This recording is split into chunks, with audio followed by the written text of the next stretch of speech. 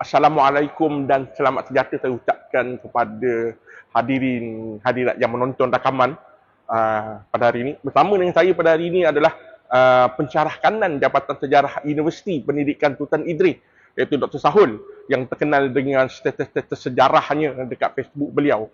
Assalamualaikum Dr. Selamat datang ke sesi rakaman DPT. Waalaikumsalam warahmatullahi. Saya mewakili DPT untuk mengucapkan ribuan terima kasih Dr. sebab sudi untuk menerima kehadiran kami ke UPSI untuk sesi ini. Saya pun ucap terima kasih juga lah di atas kesudian pihak The Patriot untuk sama-sama mengundang saya untuk menjawab soalan-soalan dan kontroversi semasa yang ada sekarang ini yang berkaitan dengan sejarah. Okey, Doktor, saya tak nak berbasa-basi itu semua, kita nak direct to the point. Sebab sekarang ni heboh tentang isu yang saya rasa dah masuk TikTok, dah masuk Facebook, dah masuk Instagram, nama keturah yang disebarkan oleh seorang doktor bahasa Arab ni, pakar bahasa Arab. Kononnya orang Melayu keturunan keturah. Jadi kami dekat DPT ni nak mencari sejauh mana kebenaran kenyataan tersebut. Baik. Terima kasih. Ya, saya ulang sekali lagi, saya ucapkan terima kasih. Dan juga saya ucapkan syabas kepada pihak The Patriot yang menggunakan populariti yang ada ini untuk meluruskan sejarah kita. Ya, sejarah bangsa, sejarah negara. Jadi tujuan kita bukan saja komersial, tetapi juga untuk membantu meluruskan naratif sejarah lah, membetulkan sejarah dan mengembangkan sejarah yang benar. Jadi berkaitan dengan katurah ini yang sedang kontroversi di Malaysia sekarang ini, bila mana seorang profesor bahasa Arab dari Universiti Islam Antarabangsa menyebarkan cerita katurah. Sebelum itu sebenarnya cerita ni cerita yang panjang, sudah wujud berpuluh tahun yang dulu lah. Cuma apabila seorang yang bertaraf profesor menyebarkan hal ini dan mengatakan bahawa saya ada bukti, saya ada data, masyarakat cepat terpesona dan terperangkap dengan cerita itu. Jadi sebagai pengkaji sejarah, sebagai akademik yang terlibat dalam bidang sejarah, kami sebenarnya terpanggil untuk menafikan perkara-perkara begitu. Yang pertama, kerana kita tidak mempunyai bukti yang cukup. Walaupun dikatakan saya ada bukti, saya ada data oleh orang yang mendakwa itu, tetapi tidak didatangkan bukti dan data yang disebutkan itu. Melainkan apabila kita semak bukti-bukti dan data yang dikemukakan itu dicedok daripada Wikipedia misalnya. Dicedok daripada Britannica misalnya, daripada WordPress, dari yang kita tidak tahu siapakah penulisnya dan tidak tahu kredibiliti penulisan itu. Ini yang sangat penting dalam bidang sejarah. Sebelum saya menjawab terus ke dalam menjawab soalan keturah itu, kita perlu tahu untuk kita mendakwa sesebuah sejarah, menulis sejarah, kita mestilah berpijak kepada sumber-sumber yang sahih, yang autentik. Ini penulisan sejarah yang jarang orang teroka dan orang faham, ramai orang yang minat sejarah. Dan saya pun suka dalam beberapa tahun ini, minat manusia Malaysia ini, dan khususnya orang Melayu, orang Islam, terhadap sejarah bangsanya, terhadap negaranya, terhadap agamanya itu semakin bertambah. Tetapi cumanya, sejarah yang bagaimana kita pergi cari.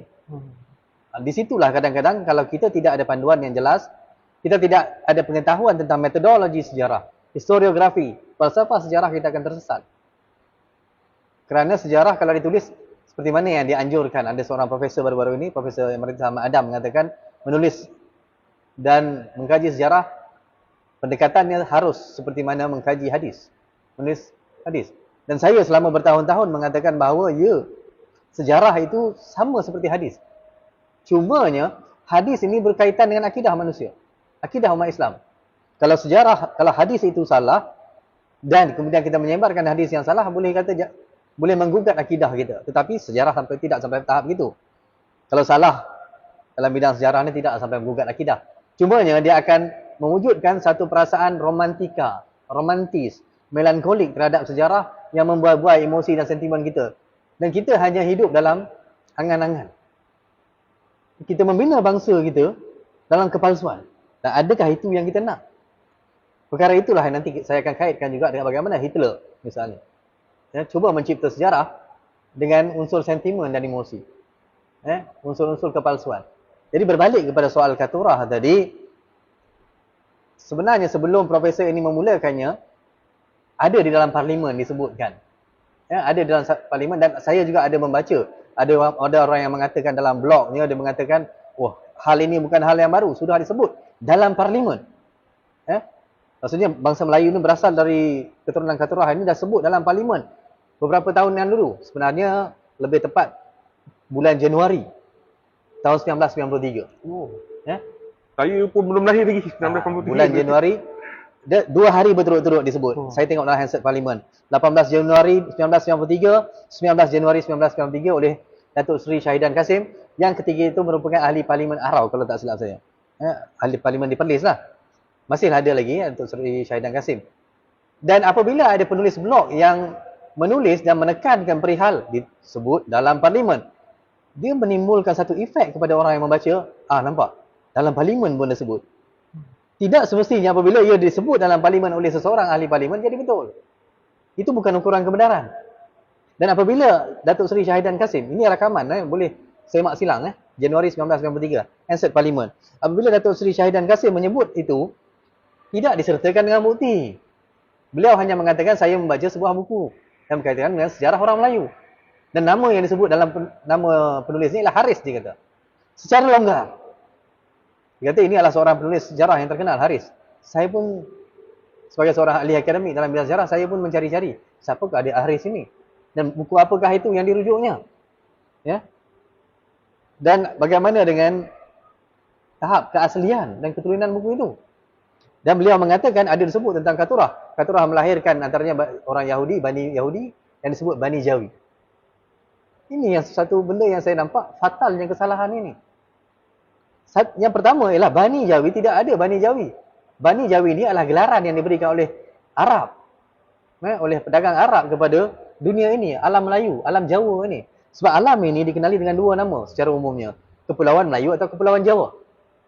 Malay Archipelago atau Javanese Archipelago. Dalam lidah orang Arab, Jawa itu kemudian orang Jawa dinisbahkan sebagai Jawawi. Kemudian disingkatkan kepada Jawi. Seperti mana mereka mengatakan kalau kata seseorang yang berasal dari Bukhari, Imam Bukhari, berasal dari Bukhara, di Uzbekistan itu Bukhari. Orang yang berasal daripada Jawa, orang Jawi. Itu dia sebenarnya. Dia tidak ada kaitan dengan Bani Jawi, Bani Yahudi, bukan. Bani Yahudi itu daripada Yahuda, keturunannya. Jadi Yahudi. Jadi itu adalah sebutan lidah. Maksudnya menisbahkan seseorang itu dengan tempatnya. Dengan asal keturunannya. Jadi Jawi daripada Kepulauan Jawa. Tidak ada kaitan dengan yang itu dilahirkan oleh Katurah misalnya. Baik. Jadi hal ini kemudian menjadi popular apabila zaman media sosial. Zaman media sosial semua orang boleh menulis apa sahaja yang diingininya, apa sahaja yang difikirkan betul. Dan kadang-kadang banyak dalam awal tahun 2000 ketika blog mula muncul. Blog mula muncul, ramai penulis-penulis yang menulis tentang asal-usul Melayu dan sebagainya. Ada banyaklah blog-blog. Saya tak perlulah kot sebut di sini nama blog-blognya. Anda boleh cari kalau type aja di Google itu. Yang keluar bukannya laman web akademik. Yang keluar akan keluar blog yang menceritakan tentang ini. Jadi, Katurah. Sebenarnya hal berkaitan dengan Katurah ini, dia berdasarkan syarian saya, dia berpijak ataupun berdasarkan kepada satu pandangan yang dilontarkan oleh Kitab Mormon. Kitab Mormon yang ditulis oleh Joseph Smith antara tahun 1820 hingga 1830. Jadi lebih kurang 200 tahun yang lalu lah. Joseph Smith ini dia mendakwa dirinya mendapat wahyu. Dia mendapat ilham daripada Tuhan, the Father, the God, the Father and the Son. Dia kata dia melihat. Dan kemudian daripada itu kemudian dia pengantara kepada dia. Malaikat yang membawa wahyu. Kalau kita percaya Jibril lah. Tapi dia kata Moroni. Malaikat itu menghantar wahyu kepadanya yang mengatakan dia memperbaharui ajaran Yesus. Dia memperbaharui ajaran Yesus. Dan segala penulisan dan gagasan dia itu dituangkan ke dalam Kitab Mormon. Dalam Kitab Mormon itu. Kemudian, yang menariknya, Kristian, Katolik, ataupun Pope di Vatikan. Vatikan sendiri menolak Mormon sebagai satu mazhab yang diiktiraf dalam Kristian. Dan mereka mengatakan ini adalah satu aliran yang sesat. Dan dia mengasaskan satu mazhab Latter-day Saints, LDS. Yang berpusat pangkalannya di Utah City. di Utah, Salt Lake City. Salt Lake City di sana, itulah gereja yang kata kiblat mereka yang paling utama lah di sana. Jadi dari sana, tahun 1820-an itu, kemudian bila dia menulis di dalam kitab itu, dia menulis tentang bagaimana New World, pencarian dunia baru ni. Pencarian dunia Kristian. Untuk menyebarkan Kristianiti. Jadi kadang-kadang saya pun terfikir, orang yang cerita tentang Katurah ni di alam Melayu kita ni, adakah kita mahu mengiktiraf dan mengiyakan teori-teori New World itu yang mengatakan kita ni adalah New World. Yang Kristian, gerakan yang mereka katakan New World itu ingin kuasai. Salah satu sebab mengapa Christopher Columbus keluar daripada Eropah dan menjelajah itu adalah disebabkan konsep Novus Mundus tadi itu. Novus Mundus atau Mundus Novus itu mencari tanah yang baru, New World. Untuk pengembangan. Itu yang ada istilah Old World, New World kan? Old World, New World, semua tu. Daripada situ. Tiba-tiba kita kata, nah kita lah sebenarnya. Yang dicari oleh Mormon tadi dan sebut itu. Saya nampak kita ni betapa paradoks pemikiran kita ni. Kita nak tapi kita tak nak. Kita tak nak, kita tak nak. Kita tak nak dengan Yahudi. Kita marah dengan Yahudi tapi kita kata kita adalah saudara daripada dia. Jadi ini satu pemikiran yang saya nampak celaru lah. Baik, rentetan daripada itu. Zaman berkembang, jadi berlaku satu lagi perkembangan yang sangat penting untuk mengaitkan dengan hal ini. Dakwaan Katurah di alam Melayu ini, datang seorang profesor. Profesor Ralph Olson. Ralph Olson, seorang profesor bidang kimia yang mengkhusus dalam bidang botani, bidang tanah dan microbes. Dia bukan bidang sejarah, bukan bidang arkeologi apa semua. Beliau adalah pengikut pada kitab Mormon, pengikut pada Joseph Smith itu. Dan mengkaji kitab Mormon lalu datang dengan satu idea dia sendiri. Dia menulis sebuah buku, dia kata apa? A Malay Site for Book of Mormon. A Malay Site for Book of Mormon Events. Tulis Ralph Olson. Dia adalah cernaan, dia cerna buku itu. Kemudian dia hasilkan buku ini, dia kata okey. A Malay Site. Sebenarnya apa yang disebut oleh Mormon, ciri-ciri semua itu menepati apa yang ada di tanah Melayu ni, dia kata. Sebenarnya yang asal dia orang kata North America and South America. Sebab ada ciri segenting, kita ada segenting kerah. Dia kata di sana pun ada segenting semua. Segenting Panama, North America, South America, dia mengambil. Dia kata, oh tapi tak kenalah dengan apa yang Joseph Smith kata dalam Mormon. Lalu dia mencadangkan daripada analisis dia. Dia kata sebenarnya yang menepati New World ini, yang disebut oleh Katurah ini, bangsa Katurah ini, yang berhijrah, dia kata adalah tanah Melayu. Dia sebut Malay Peninsula. Dan lebih menarik, tempat yang kita sedang duduk sekarang ini, Bandar Tanjung Malim ini, disebut dalam kitab itu. Malim disebut dalam itu. Ditandakan, Tapah ditandakan, Marang, Terengganu ditandakan, Tanah Merah, Kelantan ditandakan, Malim, Tanjung Malim, yang kita berada sekarang ini di bumi ini, juga ditandakan Mormon diterjemahkan oleh Joseph Smith sebagai Malim. Tanjung Malim ini, Tapah. Ada satu lagi, dia ada sebutan dia lah. Tapi Malim ni, saya nak kaitkan lah, kita ada dekat sini sekarang ni. Itu disebut dalam kitab dia. Malay Sites itu tadi. Malay Settings for ataupun The Lost Tribes. Ni kata, ada satu lagi buku. Jadi dia tulis buku-buku ini antara tahun 1997. 1990-an lah. 1990-an hingga awal tahun 2000. Dia hasilkan 2 buku. Mula-mula satu jurnal yang kecil, kemudian satu buku yang 300 halaman. Di situlah sebenarnya ini memberikan gambaran bahawa secara spesifik, inilah dia tanah yang kita cari sebenarnya. New World tadi itu. Adakah kita mahu meraihkan itu dan kita mengiyakan? Ini soalannya. Saya balikkan soalan itu kepada orang yang mendakwa. Baik. Selesai yang itu, di hujung, ini lebih menarik. Di hujung kitab itu, yang kita kata kitab The Lost Tribes of the Malays tadi itu, oleh Ralph Olson, dia profesor di Montana State University di Amerika Syarikat. Dia kata, kesimpulan dia kata pendapat aku ini, dia kata dalam buku dia tu lah, dia kata pendapat aku ini ditolak oleh gereja, dia kata. Oleh Brigham Young. Brigham Young ini authority dalam Mormon lah waktu itu. Dan Brigham Young University juga ada sekarang ini di Salt Lake City di Utah. Dan itu adalah satu universiti yang mengkaji ajaran Kristian. Masih ada lah sekarang ni. Dia kata pendapat saya ni, aku ni ditolak, dia kata.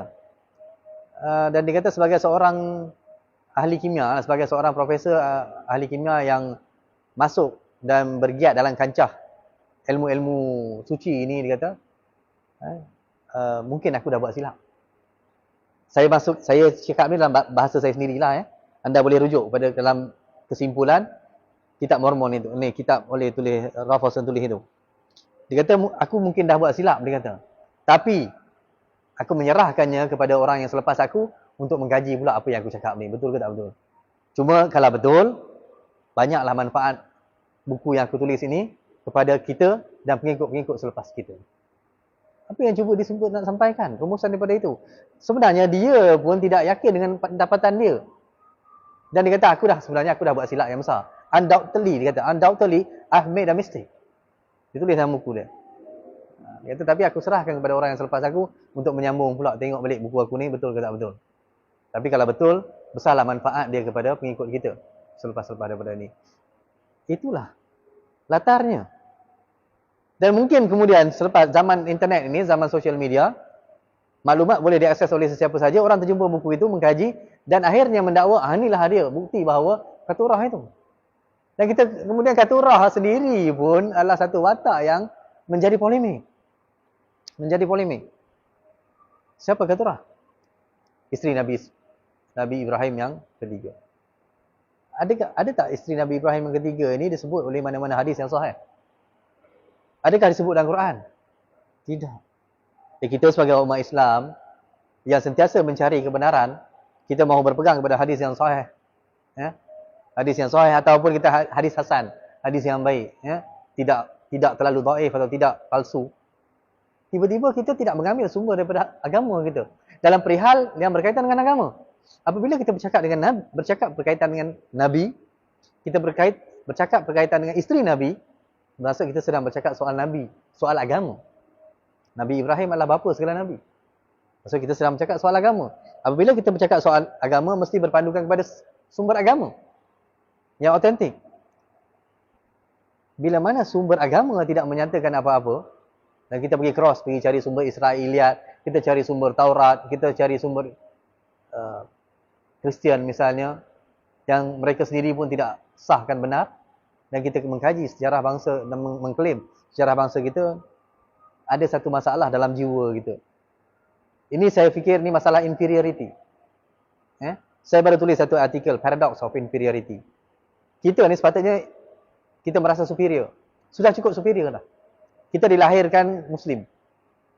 Dan Allah dah kata dah, kuntum khaira ummatin ukhrijat linnas. Kamu adalah umat yang terbaik diutuskan dalam kalangan manusia. Siapa? Kita ni, umat Islam. Orang Melayu sudah menjadi Islam, sudah Muslim. Allah sudah muliakan. Dan satu lagi bagusnya orang Melayu ni, bangsa Melayu ni, dalam banyak-banyak bangsa dalam dunia ni, yang memperlembagaankan bangsanya sebagai Islam, orang Melayu. Tak ada bangsa lain. Turki tak ada. Tidak memperlembagaankan dia. Arab pun tidak ada. Ya? Tidak ada. Orang Melayu, perkara 160/2. Ya? Mengatakan, apakah takrif bagi Melayu itu? Tiba-tiba kita mencari satu kemuliaan, satu kemegahan yang di luar daripada agama. Yang di luar daripada hal-hal yang kita kata tulen. Ketulinan dari sudut sejarah, dari sudut perlembagaan, dari sudut agama. Jadi katurah, berbalik kepada soal katurah itu.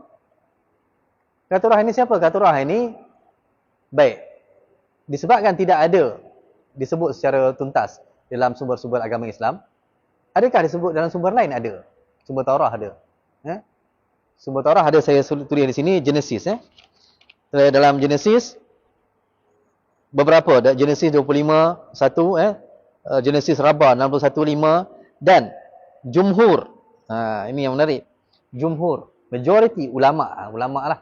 Ulama yang berpegang kepada Taurah ini berpendapat, para sarjana-sarjana Taurah itu berpendapat, dua sahaja isteri Nabi Ibrahim, Sarah dan Hajar. Siapakah Katurah? Katurah adalah Hajar. Ini jumhur. Jumhur majority, bukannya sepakat semuanya. Tapi majority berpendapat sebenarnya Hajar adalah Sarah. Maaf, Katurah adalah Hajar. Dan Katurah itu adalah gelaran bagi Hajar, isteri Nabi Ibrahim. Dan dia membawa 3 maksud yang berbeza. Maksud yang pertama adalah setanggi yang harum. Ada orang tafsirkan sebagai gaharu lah. Sebenarnya yang harum. Dia kata incense. Yang kedua, a chastity woman, a woman with chastity. Seorang wanita yang memelihara maruah dia. Yang ketiga, crown, mahkota. Seorang wanita yang dimahkotakan dia itu. So, tiga-tiga ni memberi maksud kemuliaan. Kita tengok tiga-tiga memberi maksud kemuliaan. Yang pertama, setanggi yang harum. Atau gaharu tadi tu, harum. Mulialah, sesuatu yang harum. Kemudian, perempuan yang menjaga maruah diri dia. Mulia. Yang ketiga, yang dimahkotakan. Crown. Mulia. Jadi sebenarnya itu adalah watak simbolik. Nama simbolik yang diberikan kepada Hajar. Ketika mana beliau menjaga kehormatannya apabila berpisah dengan Nabi Ibrahim. Ini yang disebut oleh Taurah lah. Saya bukan kata ini, bukan disebut dalam sumber agama Islam. Cuma saya kata, kalau mereka merujuk itu sebagai sumber kebenaran, itu juga ada pendapat yang sangat berbeza. Dan yang lebih kuat adalah pendapat ini. Pendapat yang mengatakan bahawa Hajar itu adalah Katurah. Hajar itu Katurah. Jadi, kita tidak boleh putuskan kebenaran dia sebenarnya. Jadi, kalau dalam agama kita tidak ada sumber yang menyatakan kebenaran itu, yang menancapkan itu sebagai satu kebenaran yang kemas. Dan dalam kitab lain pun, agama lain pun, Taurah. Bila Islam turun, Quran turun, kitab-kitab lama tidak terpakai lagi untuk kita. Zabur tidak lagi terpakai untuk kita. Taurat tidak terpakai, Injil tidak terpakai. Tapi adakah kita mengiktiraf? Ya, kita iktiraf. Yang pernah diturunkan kepada Nabi-Nabi sebelumnya. Adakah kita pakai? Tidak. Kita tidak lagi memakainya untuk sumber hukum. Kita tidak lagi memakainya sebagai sumber panduan kita. Jadi ini asasnya yang kita perlu tahu. Orang yang mendakwa sejarah, orang yang mendakwa agama, hukum-hukum agama, kita perlu faham yang ini. Jangan ambil sumber-sumber yang tidak lagi dipakai oleh agama kita. Dan Allah sudah muliakan kita orang Melayu ini misalnya, di alam Melayu ini dengan agama Islam. Betapa bagusnya orang Melayu ni. Saya tulis dalam tulisan saya dalam Facebook, saya kata orang Melayu dah cukup banyak benda yang bagus dah. Tak perlulah cari sejarah-sejarah yang palsu, yang nak romantis-romantis ni, yang melankolik, yang hanya membuai-buai manusia di dalam kepalsuan. Kita terawang-awang begitu. Apa yang bagusnya? Tadi yang saya kata, yang pertama ialah alam Melayu itu ditakdirkan sebagai orang yang beragama Islam. Dan yang kedua, evolusi berlaku. Evolusi agama berlaku daripada zaman yang dikatakan animism. Tidak ada agama, yang menyembah alam, menyembah roh. Kemudian kepada zaman Hindu-Buddha, kemudian masuk kepada agama Islam. Kemudian masuk Kristian. Kristian masuk ke dalam alam Melayu ini. Orang Melayu berpindah agama. Berpindah agama. Tapi bila Islam, ketika dia beragama Islam, Kristian datang, British datang, Portugis datang, Belanda datang, Katolik datang, Protestan datang. Adakah dia berubah daripada Islam ke sana? Tidak. Betapa agama Islam itu sangat kuat dan sangat rapat dengan jiwa dia. Dengan kehalusan budi dia. Dengan kesopanan dia. Akhirnya dia kemas dan berpegang teguh dengan agama Islam. Chalabert tulis. Chalabert. W.G. Chalabert. W.G. Chalabert ni yang mentransliterasikan Salaratus Salatin.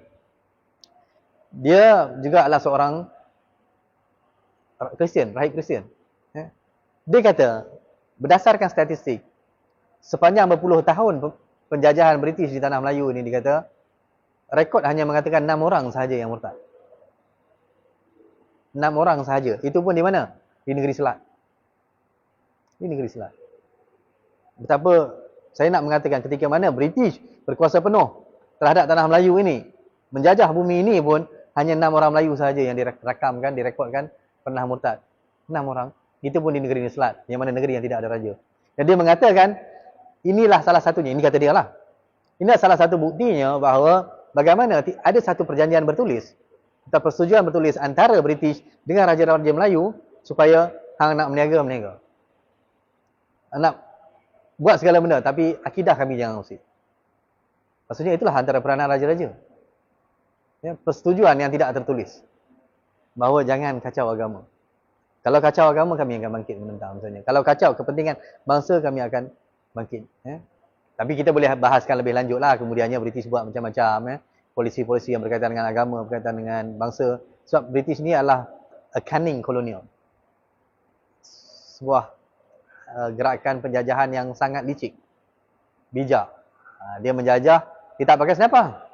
Dia pakai pena dan kertas. Dia tak pakai beret tentera, dia pakai institusi pendidikan di seluruh dunia. Dia menyebarkan sejarah bagaimana? Sejarah yang menunjukkan kebesaran bangsa dia. Dia tidak mengajar sejarah kita. Saya setuju kalau ada orang yang mengatakan penjajah menyembunyikan sejarah kita pada zaman penjajah. Ya betul. Saya setuju. Memang mereka menyembunyikan sejarah bangsa itu. Dan mengajar sejarah bangsa mereka. Sejarah apa? Kebesaran. Sebab itu nama dia Great Britain. Dia Britain aja. Tapi dia ajar pada kita apa? Great Britain.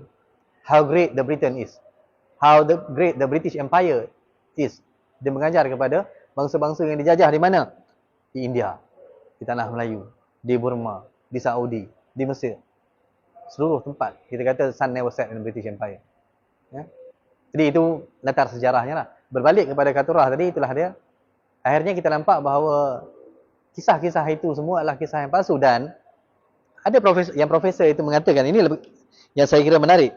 Nama bagi Katurah itu pun disebut dalam beberapa versi yang berbeza. Katurah satulah. Katurah disebut juga sebagai Kantura, disebut sebagai Katurah ataupun Keturah.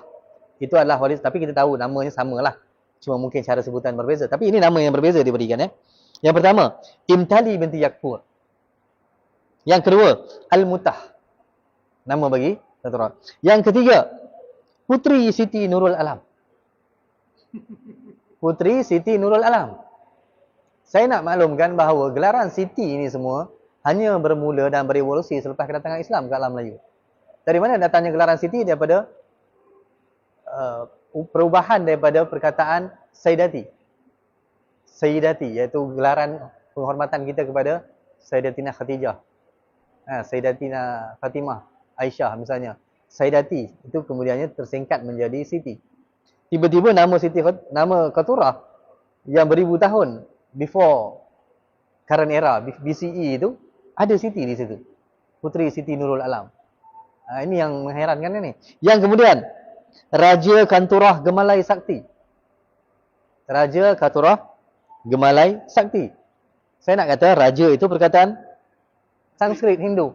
Sakti itu perkataan Sanskrit Hindu. Dan kita tempelkan kepada watak itu yang kita katakan agama Hanif. Yang kita agama Hanif ialah agama Islam juga lah sebenarnya. Iaitu mengesahkan Allah. Submit the will to the God. Jadi kita letak nama Raja Sakti. Kemudian, ini yang lebih gempak lah. Nyi Buih Gelombang 7. Nyi Buih Gelombang 7. Nyi ni semua gelaran-gelaran yang dipakai oleh orang Jawa. Orang perempuan biasanya. Nyi ni kalau merujuk pada orang Jawa, dia kata perempuan dewasa lah. Perempuan dewasa. Nyi Buih Gelombang 7. Dan biasa dalam watak-watak Jawa ni kita dengar nama-nama begitu. Nyi Roro Kidul kita dah dengar kan. Satu watak dalam sastra Jawa. Nyi Roro Kidul. Macam-macam Nyi lagi lah. Ibu kepada bekas Presiden Soekarno juga ada gelaran Nyi dia. Semua nama penuh dia saya lupa. Ada juga Nyi situ. Jadi kita tengok pada satu orang, watak satu orang Katurah itu, ada beberapa nama yang diberikan dan kemudian yang nama itu ikut suka hati lidah kita je. Sedangkan dia satu orang watak yang wujud beribu tahun yang dulu. Kalau kita kata dia Arab, sepatutnya nama dia Arab lah yang bawa masuk itu. Kalau kita kata nama dia mungkin daripada Haramain ke Hebrew ke, daripada itu. Tapi kita bagi nama yang terkemudian. Siti, Raja, Sakti. Kreatif orang kita ni. Bahasa Melayu tu pun belum lagi bahasa Melayu gelombang 7 ni. Itu kena serah kepada orang yang mencari ahli bahasa kan. Mungkin profesor-profesor bahasa ni boleh kaji yang itu. Saya bukan katakan kalau profesor bahasa, kaji bahasa. Bahasa apa? Perkataan apa yang sudah wujud? Perkataan apa yang belum wujud? Kita kata etimologi kan? Etimologi, kajian tentang asal-usul bahasa, perkembangan bahasa, terbitan-terbitan daripada bahasa itu. Itu yang sepatutnya dikaji. Bukan kita menceduk daripada beberapa buku, beberapa sumber dan kita katakan inilah dia kebenaran sejarah. Baik. Saya kira mungkin itu kalau nak watak sejarah, boleh saya teruskan ke ataupun? Saya tanya ada soalan. Boleh terus. Betul. Selain daripada nama-nama yang disebutkan asal-usul ni, yang saya sedar satu benda yang Dr. Soleha, Dr. Bahasa Arab sebut, dia sebut bahawa Keturah ni berasal daripada Campak. Jadi sebab macam mana doktor nak ungkapkan kenyataan tersebut? Baik. Campa sebenarnya sebelum kita kata ada dua lah, maksudnya dikata di alam Melayu. Kita tengok dikata di alam Melayu, kemudian dikata adalah daripada Melayu campa. Jadi kita kena berbalik kepada longue durée. Ini satu konsep yang diperkenalkan oleh seorang sejarawan Perancis, Fernand Braudel. Fernand Braudel ni aliran analis dalam sejarah, annals dalam sejarah, iaitu aliran sejarah daripada bawah, aliran sejarah yang terpinggir, sejarah yang bukan arus perdana. Dia mencadangkan longue durée. Apakah maksud longue durée ni? Apabila kita mengkaji sesuatu sejarah, kita perlu anjakkan sejarah itu pada tempoh yang panjang. Maksud kita bila kita bercakap tentang campa tadi, kita bercakap tentang keturah, kita bercakap tentang Melayu, kita perlu berbalik. Siapakah campa itu sebenarnya? Dan dia jadi sangat panjang. Akhirnya, kita kena berbalik. Yang dikatakan Melayu itu siapa? Siapa Melayu itu? Alhamdulillah. Alam Melayu itu bagaimana? Alam Melayu yang bagaimana kita lihat hari ini berbeza dengan alam Melayu yang sebenar-benar realitinya. Alam Melayu yang kita ada hari ini adalah hasil daripada produk kolonialisme yang memecahkan antara Singapura, Malaysia, Indonesia, Brunei, Thailand, Filipina, alam Melayu yang tidak pernah duduk sebagai satu negara-negara begitu. Indonesia hanya muncul pada tahun 1900 ke atas. Perkataan Malaysia hanya 1820-an ke atas. Perkataan Malaysia misalnya. Dulu apa? Alam Melayu. Semua tempat-tempat yang berbeza. Kalau Yogyakarta, Yogyakarta lah. Kalau Pahang. Kalau Perak, Gangga-negara. Tetapi konsep sempadan yang seperti mana yang ada pada hari ini dimulakan disebabkan oleh penjajahan British dan Belanda di alam Melayu ini. Mereka lah yang memecahkan dan membentuk negara alam Melayu yang ada pada hari ini. Jadi, antara beberapa cadangan berkaitan dengan alam Melayu ialah alam Melayu ini sangat luas. Daripada Madagaskar. Itu menganjur sampailah ke pulau-pulau di Laut Pasifik Selatan itu. Palau, Vanuatu, Fiji, Tonga, semua itu meliputi alam Melayu. Dan Alfred Russel Wallace juga menulis dalam buku dia, Malay Archipelago itu, dia juga mengatakan besarnya alam Melayu itu. Sampai ke atas itu Filipina. Tapi dia tak sebut secara spesifik Vietnam tadi. Tapi kalau kita berbalik dengan teori yang dikemukakan oleh Peter Bellwood dan Blast, ahli linguistik. Peter Bellwood adalah seorang arkeologis yang terkemuka, walaupun saya tak kata semua yang dicakap itu betul, tapi saya nak mengaitkan bagaimana munculnya tanggapan ini. Bahawa katurah itu dikaitkan dengan campa. Sebab teori yang mengatakan out of Taiwan tadi itu adalah teori Peter Bellwood. Yang dipopularkan oleh Peter Bellwood yang mengatakan aliran bagaimana orang Melayu tercipta di sini daripada Taiwan terpencar ke selatan dan turun ke bawah. Dan dari ke selatan, bila turun bawah, Vietnam tu dia masuk ke situ. Orang campa, orang Melayu itu tertinggal di sana. Dan turun bawah orang Melayu yang ni. Jadi mereka ini sebenarnya adalah Proto-Austronesia. Melayu Polinesia. Bahasanya proto bermaksud earlier Austronesian. Proto-Polinesia earlier. Atau Malay, Proto-Malay bermaksud earlier Malay. Melayu yang lebih awal daripada itu. Yang Melayu yang kemudian kita sebut sebagai Deutero. Kan?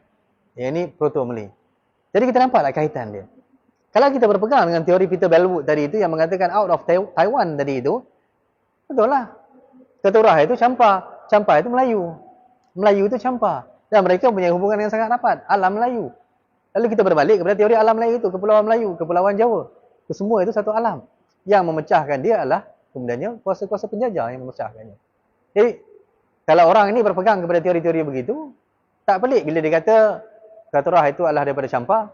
So what? Kalau kau cakap keturah itu campa, ialah Melayu lah. Melayu lah. Cumanya bahasa berevolusi. Bila dia duduk di Vietnam, bahasanya lain sikit. Bila dia duduk di Melayu yang sama, duduk di Jawa, Pulauan Jawa, lain bahasa berevolusi. Kalau dia duduk di Selatan Pasifik, Melayu Polinesia juga kita kata apa? Bahasa-bahasa Austronesia kan? Banyak perkataan yang sama. Betul tak? Banyak perkataan yang sama. Masa saya duduk di Australia, dua perkataan yang saya dengar yang digunakan oleh orang Tonga ialah bapa dan opah. Bapa dan opah. Itu yang saya dengar dia panggil lah. Yang saya dengar dia panggil. Dan belakang ni kebetulan dia pakai jaket. Dia pakai track suit itu, belakang tulis Tonga. Ya. Dia panggil opahnya opah. Bapaknya lah bapak. Kita tak tahu lebih dalam lah, kita kena kaji, ahli bahasa kena kaji. Cuma kita nampak pengaruh bahasa yang dikatakan Austronesia, rumpun Austronesia itu ada di situ. Jadi kalau nak katakan dia sebagai rumpun Austronesia, Melayu Polinesia itu betul lah. Kalau dia percaya dengan teori out of Taiwan tadi. Tetapi teori out of Taiwan itu ditolak atau tidak disokong oleh Profesor Zafarina Zainuddin. Saya anjurkan supaya anda semua mencari dalam YouTube ataupun dalam internet kaitan dengan Profesor Zafarina Zainuddin, seorang profesor dalam bidang kajian DNA. Kajian DNA yang menolak andaian oleh Peter Bellwood tadi yang mengatakan orang Melayu itu daripada Taiwan berhijrah ke selatan. Dan beliau berpegang kepada teori out of Africa. Manusia ini sebenarnya puluhan ribu tahun yang dulu sebenarnya berasal daripada satu benih yang sama. DNA yang sama daripada Afrika, daripada satu wanita yang sama. Dan kemudian kita berpencar daripada situ. Ada dua, multi-regional origin ataupun out of Africa itu. Jadi beliau lebih cenderung kepada out of Africa, bukan multi-regional origin. Iaitu semua tempat ada manusia-manusia yang berkembang. Tak. Manusia berkembang daripada satu point yang sama. Jadi kalau kita tengok sejarahnya, daripada pengetahuan kita sebagai seorang Muslim, manusia berasal daripada sumber yang sama. Adam dan Hawa. Maksudnya kita ni berasal daripada satu ibu yang sama. Hawa. Melalui kajian DNA mitokondria yang dibuat oleh Profesor Zafarina, USM itu, mengapa saya merujuk kepada Prof. Zafarina? Dia profesor DNA dan dia berhujah berdasarkan temuan dia dalam bidang dia. Nampak tak? Dia tidak menerobos kesempatan disiplin lain.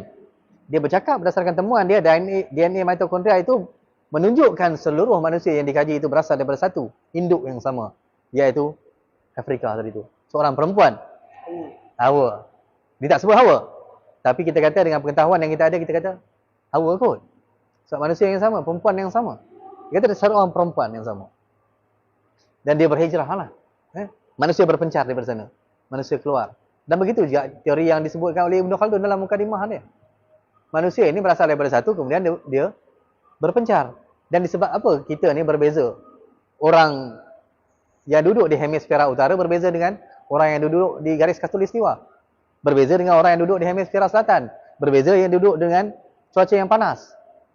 Semua ini ditulis dalam kitab Ibn Khaldun. Kitab mukadimah dia. Manusia berubah. Dan kalau kita tengok, inilah dia teorinya. Bila manusia berpencar, makanan dia tidak sama. Cara dia beradaptasi dengan cuaca, iklim tidak sama. Cara dia makan tidak sama. Kita hari-hari makan nasi. Tapi orang Arab hari-hari makan roti. Gandum. Kita beras. Dia gandum. Ada orang yang makan sayur, ada orang yang makan daging. Orang putih makan daging banyak. Makan kentang. Jadi kemudiannya dalam tempoh ribuan tahun DNA kita terbentuk. Dan berevolusi berdasarkan keadaan cuaca, iklim, tanah tempat itu. Survival of the fittest. Survival of the fittest. Cuaca yang panas menjadikan manusia lebih emosi, lebih marah. Kan? Sebab itu bangsa-bangsa yang berkulit hitam ni, secara relatifnya, lebih sasa, lebih kuat, lebih panas baran. Berbanding orang yang duduk di kawasan-kawasan cuaca yang sejuk. Dan ini bukan saya sebut. Boleh semak dalam kitab Mukadimah Ibn Khaldun. Rumusan daripada itu. Perbezaan-perbezaan. Jadi, kita kembali kepada soal tadi yang campa kait dengan teori Prof. Zafarina Zainuddin. Dia mengatakan DNA alam Melayu ini yang latest kajian dia. Dia mengatakan DNA alam Melayu ini tak ada kaitan dengan Yahudi, tak ada langsung. Dia tak mengatakan. Cuma dapatan itu tidak ada kaitan pun dengan bangsa Yahudi ke, dengan Semitik, Arab, tak ada. Dia semua yang alam Melayu, Banjar, Jawa, Mandailing, Melayu, ada kaitan dengan yang atas keseluruhan ini. Kemudian, dia kata dalam banyak-banyak yang DNA Melayu tu, satu yang paling unik dia kata. DNA Melayu Kelantan. Lalu, disebabkan itulah pernah, saya tak ingat adakah Profesor Zafarina juga atau profesor lain yang pernah menganjurkan bahawa sebenarnya dalam banyak Melayu yang paling tulen adalah Melayu Kelantan. Dia DNA dia tak sama dengan macam orang yang lain. dia ada satu keunikan yang tersendiri. Ini dapatan. Sebab apa saya petik Profesor Zafarina ini? Saya rasa sebagai seorang ahli sejarah, saya tidak ada ilmu dalam bidang kimia itu. Ya, bidang kimia, bidang DNA, forensik ini tidak ada. Jadi saya dapat itu banyak membantu saya untuk berhujah. Untuk menafikan dakwaan-dakwaan yang palsu, dakwaan-dakwaan yang kita dhaif ini. Dan Profesor Zafarina pun dia tidak menerobos, saya kata tadi. Dia tidak menyeberang ke sempadan keluar daripada bidang akademik, kepakaran dia itu. Ini yang saya nasihatkan kepada profesor-profesor dalam bidang-bidang yang berbeza, dalam bidang matematik, bidang bahasa Arab. Kita buat kajian yang mantap, yang mendalam dalam bidang kita, kemudian kita datangkan satu pendapat yang baru. Baru betul. Dia akan menjadi ilmu alat bagi kita. Saya boleh merujuk. Saya boleh tengok, okey, oh rupanya dalam bahasa Arab, inilah dia evolusi hubungan antara dunia Arab dengan dunia Melayu misalnya. Bagaimana? Berdasarkan bahasa. Jadi, itulah dia jawapan saya, rumusan bagi kaitan antara Katurah, Campar dan Melayu itu tadi. So, dia ada kaitan antara teori yang dikemukakan oleh para arkeologis dan juga yang dikemukakan oleh Profesor Zafarina. Betul. Selain daripada tu, apa yang saya dengar lah, kononnya, Hitler mencari Melayu sampai ke Himalaya.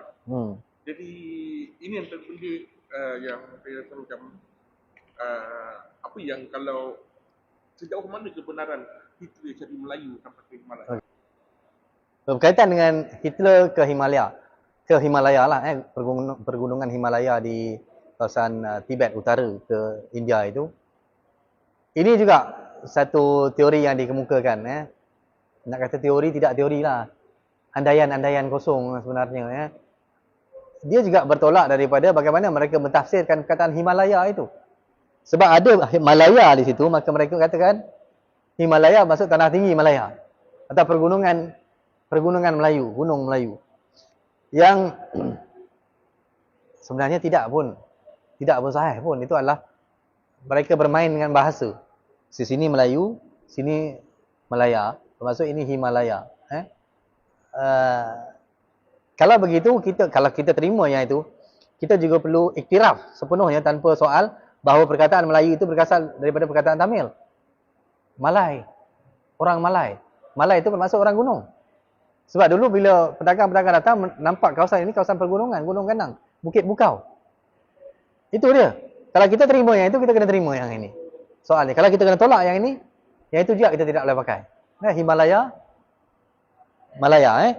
Jadi, adakah Hitler sebenarnya keluar daripada mengutuskan satu rancangan? Sebenarnya ini satu perancangan untuk menulis semula sejarah. Seperti mana yang kita kata tadi, bagaimana sejarah itu boleh digunakan sebagai alat propaganda. Alat untuk menaikkan, membakar jiwa bangsa.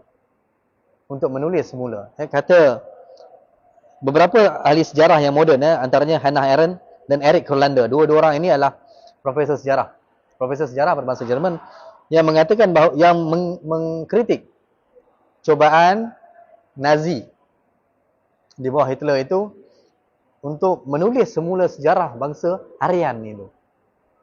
Menenggelamkan sejarah yang lama dan menulis semula satu kegemilangan yang baru, yang mana dengan sejarah Aryan yang baru ini, dia bukan sahaja menaikkan bangsa dia pada masa yang sama, meruntuhkan orang lain.